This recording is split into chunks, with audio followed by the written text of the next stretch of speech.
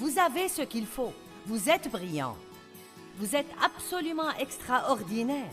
Vous avez été créé à l'image de Dieu. Il y a tant de choses en vous que vous êtes sur le point de vous épanouir dans la bonté.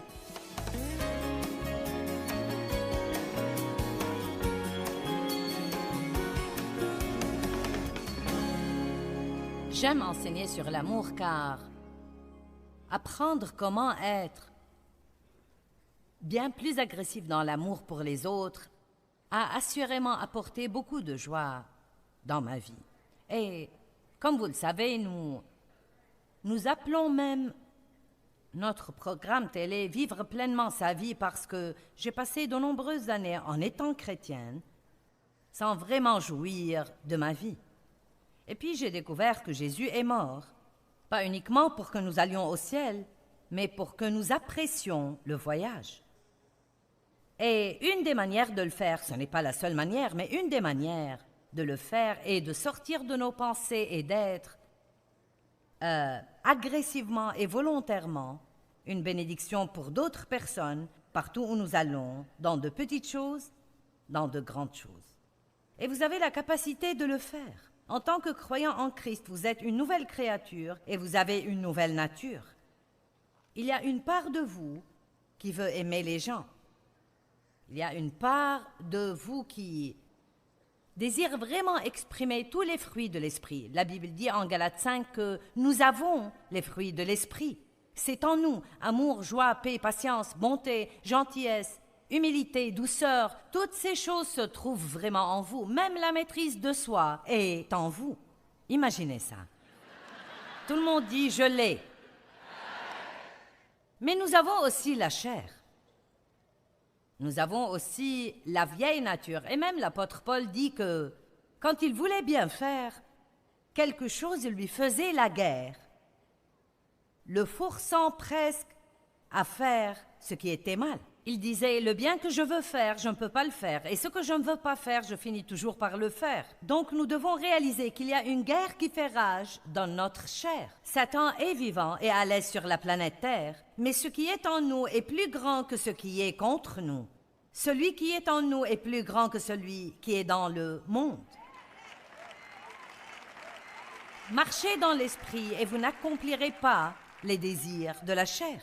Donc, nous pouvons nous battre contre tout ce que nous pensons mal faire et toutes ces tentations que nous avons et nous battre avec le péché et nous sentir coupables et condamnés, ou nous pouvons nous concentrer sur tout. Nous pouvons nous lever tous les matins et dire « Aujourd'hui, je vais vivre pour aimer ». Et si vous êtes plein d'amour, plein d'attention pour les autres, plein du désir réel de servir Dieu de tout votre cœur, alors les mauvais trucs n'auront plus aucune place pour entrer. J'ai écrit un livre sur prendre de bonnes habitudes et briser les mauvaises habitudes. Je ne l'ai pas appelé briser les mauvaises habitudes, prendre de bonnes habitudes, mais prendre de bonnes habitudes, briser les mauvaises habitudes. Parce que si vous vous efforcez de faire de bonnes choses, les mauvaises choses ne vont pas trouver la place où entrer dans vos vies.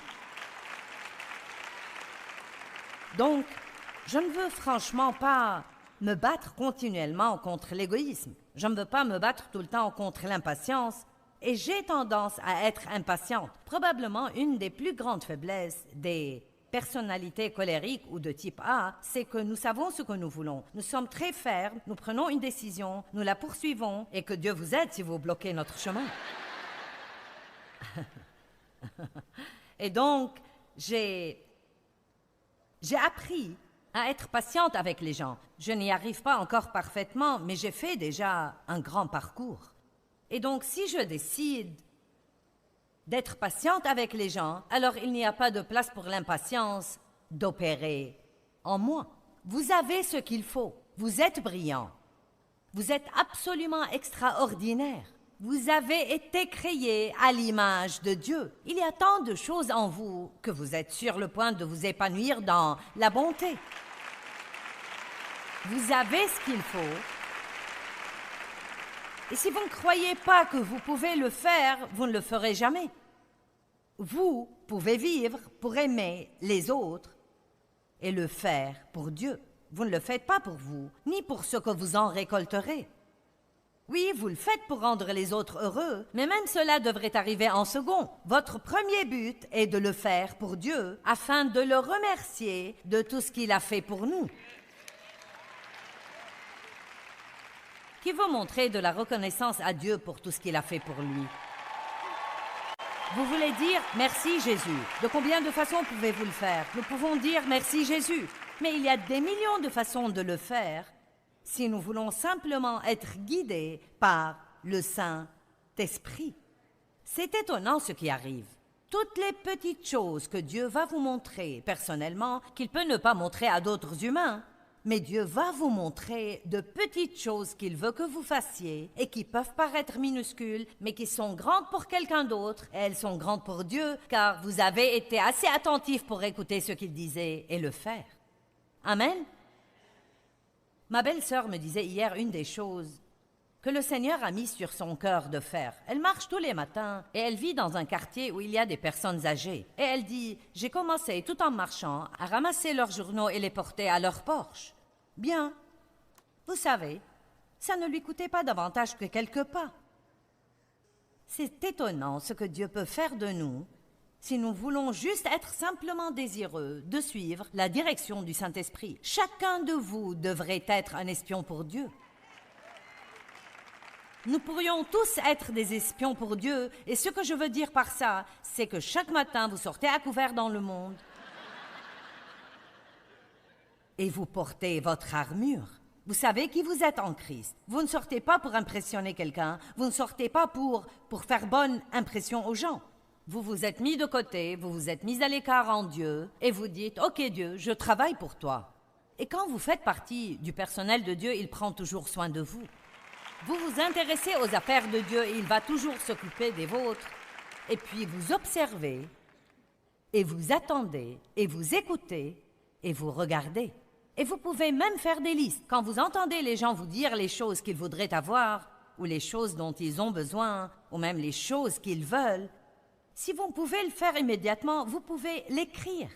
Priez pour cela. Demandez à Dieu de vous donner ce que vous voulez. Ou, disons que vous connaissez une personne qui n'a même pas de meubles dans sa maison, ou quelqu'un dit, vous savez, tout ce que j'ai, c'est des meubles dans la chambre à coucher. Je n'ai pas de meubles de salon et de cuisine encore. Peut-être vous ne pouvez pas leur acheter tous les meubles dont ils ont besoin, mais pourquoi ne pas être assez agressif pour réunir un peu plus de chrétiens et dire, « pourquoi nous ne ferions pas arriver cela à cette personne? Ça va être étonnant pour vous. Vous allez vous amuser en comblant les besoins des gens. » Amen. Regardons Jean chapitre 21, versets 15 à 18. Après le repas, Jésus dit à Pierre, « Simon, fils de Jean, est-ce que tu m'aimes? Plus que ceci? » Il répondit, « Oui, Seigneur, tu sais que je t'aime. » Et Jésus lui dit alors, « Paie mes agneaux. » C'est un peu long dans la traduction amplifiée et je ne vais pas tout lire, car nous avons 3 versets qui disent à peu près la même chose. Et ensuite, Jésus lui dit, « Prends soin de mes agneaux. » Qui voit cela juste à la fin? « Oui, Seigneur, tu sais que je t'aime. » La dernière phrase ici, « Prends soin de mes agneaux. » Jésus, « Pierre, est-ce que tu m'aimes? » « Oui, Seigneur, tu sais que je t'aime. » Eh bien, prends soin de mes brebis. Deuxième fois, « Pierre, est-ce que tu m'aimes? » « Oui, Seigneur, tu sais que je t'aime. » Verset 16 dit la même chose. Verset 17, « Paye mes brebis, paye mes agneaux. » Il est dit que Pierre était un peu ennuyé que Jésus lui demande pour la 3e fois, « Est-ce que tu m'aimes? » C'est presque comme « Tu as l'air de ne pas me croire. » « Oui, je t'aime. » Et il revient avec une instruction, « Paye mes brebis. » Qu'est-ce que ça peut bien vouloir dire? C'est très simple. Vous savez quoi? Si c'était dit dans le langage d'aujourd'hui, voilà ce que ça donnerait. « Pierre, est-ce que tu m'aimes? »« Oui, Seigneur, tu sais que je t'aime. » Eh bien, aide quelqu'un. « Pierre, est-ce que tu m'aimes? »« Oui, Seigneur, tu sais que je t'aime. » Eh bien, aide quelqu'un. « Pierre, est-ce que tu m'aimes? »« Oui, Seigneur, tu sais que je t'aime. » Bien, aide quelqu'un. La meilleure manière de montrer notre amour et notre appréciation pour ce que Jésus a fait pour nous, en mourant pour nous, prenant le châtiment de nos péchés, versant son sang, en levant à Satan la clé de la mort et de l'enfer, ressuscitant des morts, et nous faisant prendre part à tout ce qu'il a acheté et payé, nous sommes cohéritiers avec Christ. La meilleure façon que nous avons de dire merci pour la vie que nous avons est en aidant quelqu'un d'autre.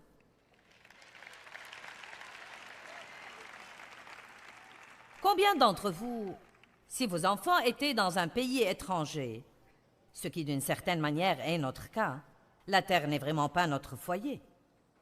Nous vivons dans un pays étranger et nous sommes les enfants de Dieu. Combien d'entre vous, si vos enfants étaient dans un pays étranger, apprécieraient vraiment que quelqu'un les bénisse et les aide à combler leurs besoins? Eh bien, Dieu apprécie quand nous le faisons aussi.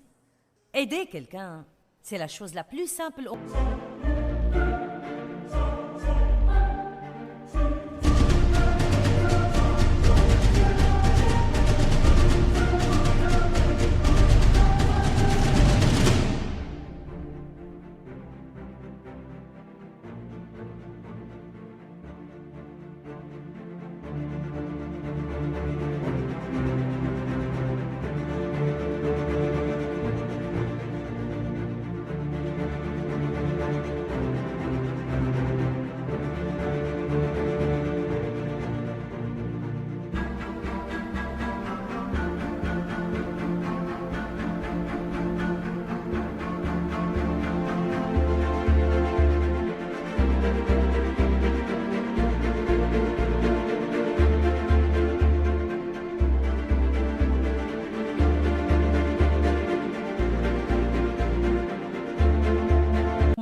Que nous pouvons faire. Chaque jour, vous avez une opportunité de le faire. Il n'y aura pas un seul jour qui va s'écouler sans avoir une opportunité de le faire. Et en le faisant, si vos pensées sont occupées de ce que vous pouvez faire, il n'y a plus de place dans vos pensées pour vous de la journée.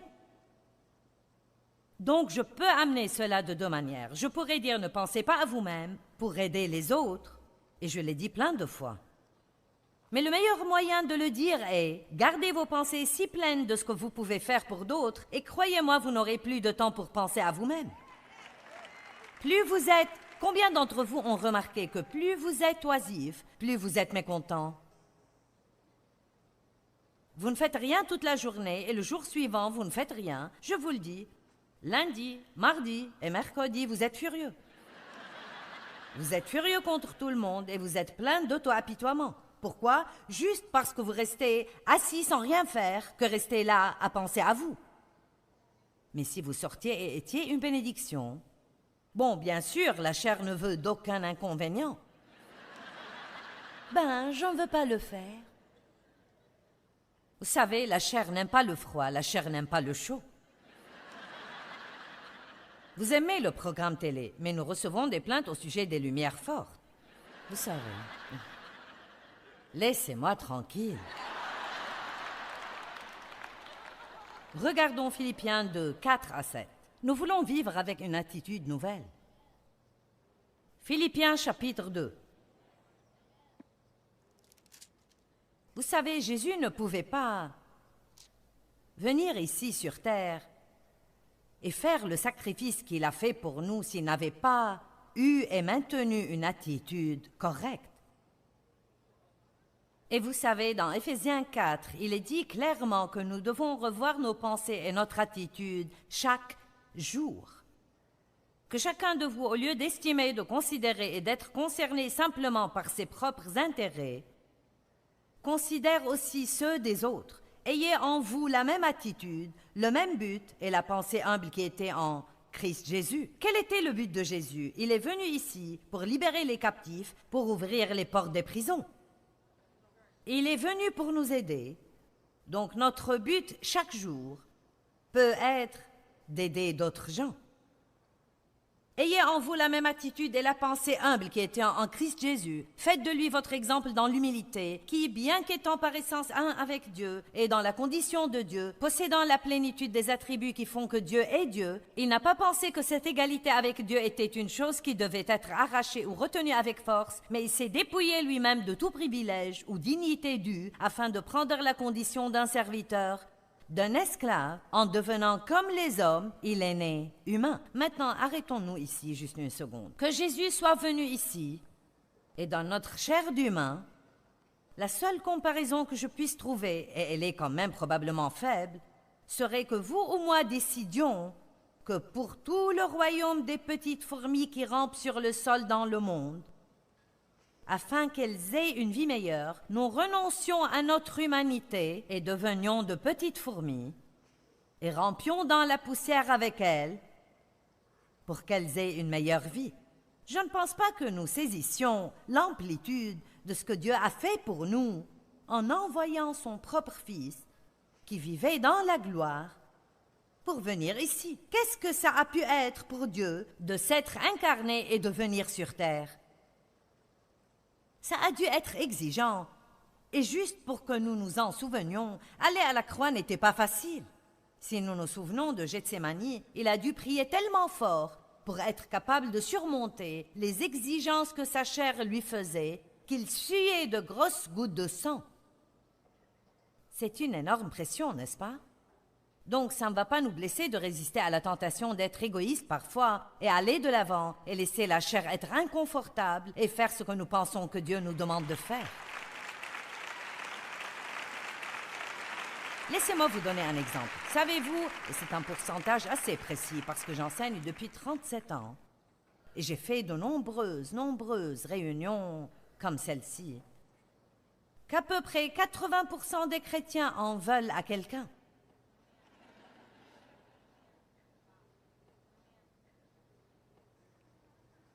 Je veux dire, j'aurais pu changer mon message ce matin et enseigner sur les conflits, l'amertume, les ressentiments, le manque de pardon, la colère. Et j'aurais pu demander à la fin, à qui Dieu a-t-il rappelé que vous êtes en colère contre quelqu'un et vous avez besoin de prière? Il y aurait eu 70 à 80% des bras qui se seraient levés. Mais la Bible nous dit que notre foi ne marchera pas sans l'amour. Marc 11, quand vous priez, si vous avez...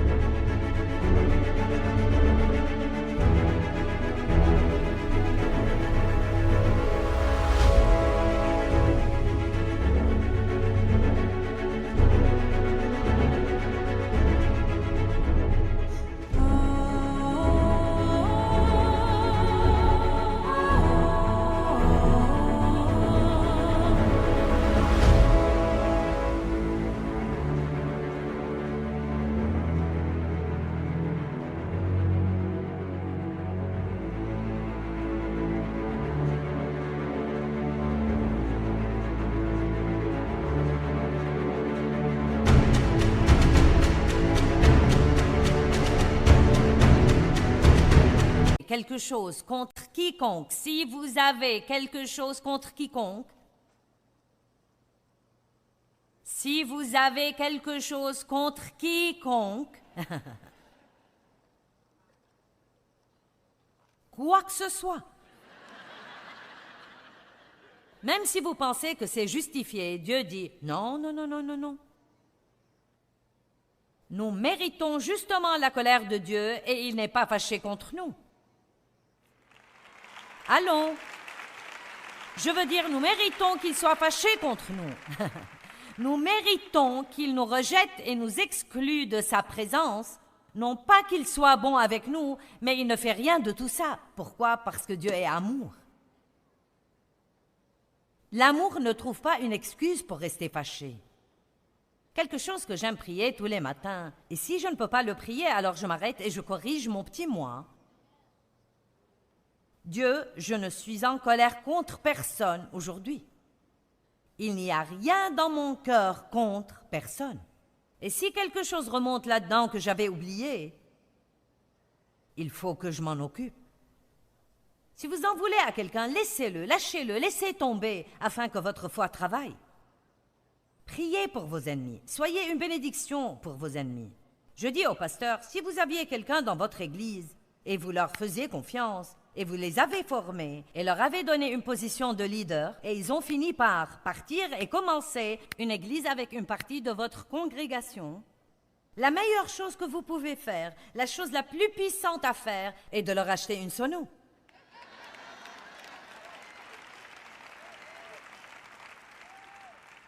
Vous dites, pourquoi je voudrais faire ça? Parce que si vous les bénissez, quand ils font quelque chose de mal, ça ne va pas prospérer de toute façon.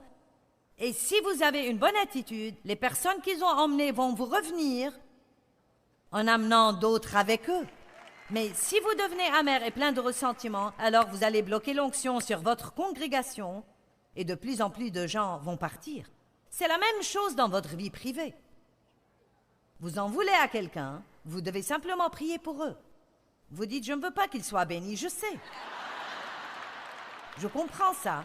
Vous pouvez dire à Dieu, je ne veux pas qu'il soit béni, mais tu m'as dit de prier qu'il le soit, alors je vais prier qu'il le soit. Amen. Est-ce que vous comprenez cela? Très bien.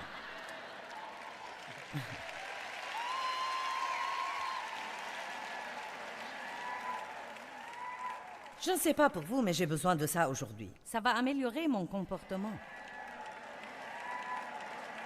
80% des chrétiens, d'une manière ou d'une autre, sont fâchés contre quelqu'un à un moment donné. Il se peut que vous soyez en colère pour quelque chose aujourd'hui et le surmontiez et puis quelque chose d'autre arrive. À propos, vous aurez 40 à 50 opportunités chaque semaine d'être offensé. Mais ce sont des opportunités à ne pas saisir. Dites non merci, j'ai déjà été là, fais ça, ça ne m'intéresse pas d'y retourner encore une fois. Mais nous devons avoir une bonne attitude. Et l'attitude qui aide, à mon avis, c'est la même attitude humble que Jésus-Christ a eue, qui dit peut-être, tu sais quoi, je ne me fais pas tout bien non plus. Je suis sûre que parfois, je blesse les gens et je ne le sais même pas. J'ai des jours ronchons et grincheux, et il se peut vraiment que je sois désagréable ou dur avec quelqu'un, et j'espère qu'ils me font grâce et me pardonnent. Alors, pourquoi ne voulons-nous pas faire cette même chose pour les autres? Vous pouvez semer des graines en vivant avec les gens de la manière dont vous voudriez qu'ils vivent avec vous quand vous êtes dans la même situation. Placez de la bonne volonté dans la banque et commencez à pardonner aux gens. Mais il faut un comportement. Et vraiment, ce dont je veux vous parler aujourd'hui est d'une attitude, l'attitude d'un serviteur. Nous n'aimons pas cette terminologie aujourd'hui. Quand la Bible dit serviteur, ça veut dire esclave. Et nous avons certainement une mauvaise image de l'esclavage parce que nous voyons l'esclavage d'une mauvaise façon. Mais Dieu ne parle pas de quelqu'un qui vous esclavagise, mais de vous choisissant volontairement d'être un serviteur ou un esclave. La Bible parle de l'esclave volontaire, qui était quelqu'un, parce qu'il y avait beaucoup d'esclavage au temps de Jésus-Christ. Et quand les maîtres voulaient les libérer, un esclave volontaire était quelqu'un qui disait « J'apprécie ma liberté, mais maintenant, de ma libre volonté, je vais te servir de la même manière que je le faisais quand tu me le faisais faire. Je le fais parce que je le veux vraiment. » Et voyez, seulement une personne libre peut être un serviteur. Vous ne pouvez pas être un vrai serviteur parce que je ne parle pas d'un travail modeste. Je parle d'avoir l'attitude d'un serviteur. Je parle de croire que vous êtes béni en servant d'autres personnes et le faire pour le Seigneur.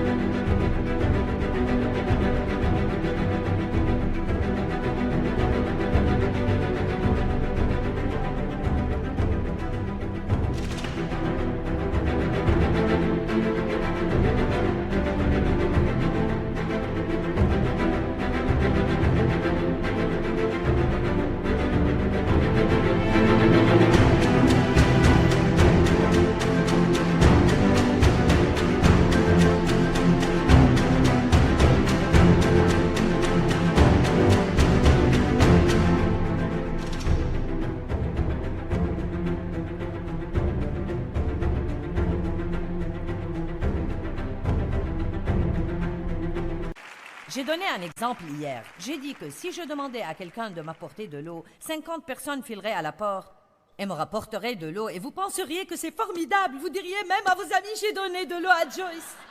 Elle est à la télé, je lui ai donné de l'eau.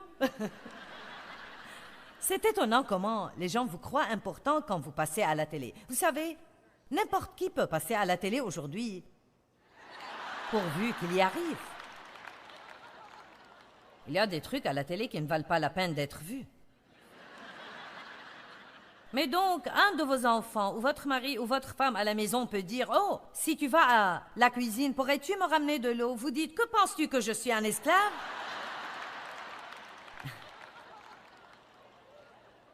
C'est une question d'attitude. Et je vais vous dire une chose, vous savez, je raconte tout le temps plein d'histoires sur Dave et moi. Et je vous dis une chose, Dave est très bon pour moi à la maison. Je veux dire, je vais aussi vous raconter d'autres histoires sur Dave ce week-end.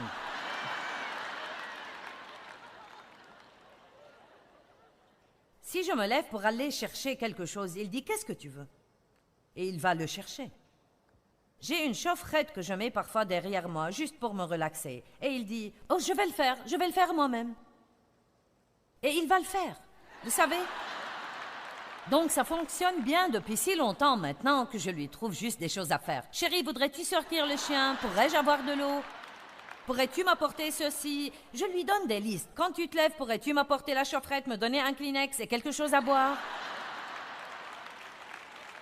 Quand quelque chose fonctionne, pourquoi le changer? Amen?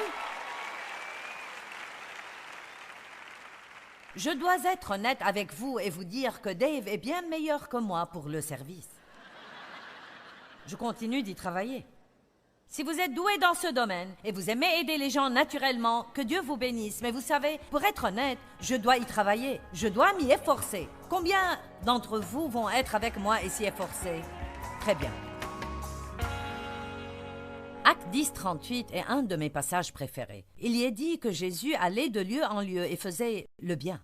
Vous savez, c'est si magnifiquement simple pour moi de pouvoir améliorer notre vie et la vie des autres personnes en nous levant simplement chaque matin et en disant « Dieu, montre-moi avec qui je peux être bon aujourd'hui. » Vous savez, Jésus a dit que nous devions aimer les autres comme il nous aime. Le plus grand commandement est d'aimer Dieu de tout notre cœur, notre âme, nos pensées. Et le second est d'aimer son prochain comme nous nous aimons nous-mêmes.